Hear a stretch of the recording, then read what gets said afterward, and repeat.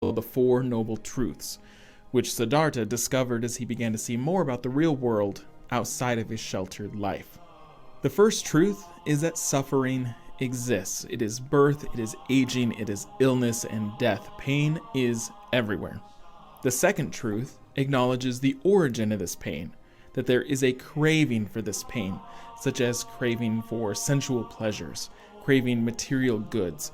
We desire, even though we know it is painful. The third truth is the end of suffering. It is that this craving can be stopped and you can be free from it. The fourth truth is how to be rid of this suffering, which points to the Eightfold Path, the 8 practices that can help to end this cycle of pain and suffering.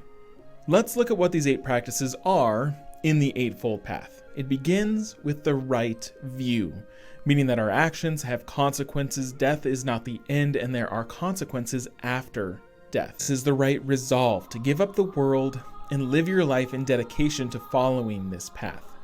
You should focus on loving others, abstinence from sensuality, and a life of compassion. The third practice is right speech. Don't lie, don't be rude, no gossiping.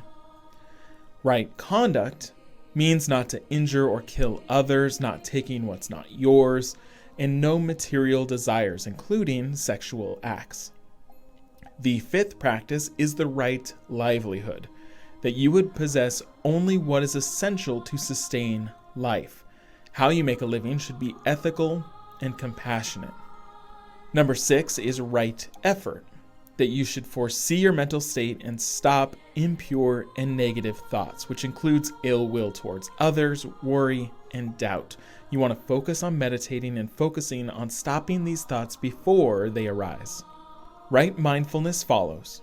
Not only preemptively stopping negative thoughts, but focus on what you are thinking. Be always aware of your thoughts and actions. Try to be aware of reality and your own impermanence.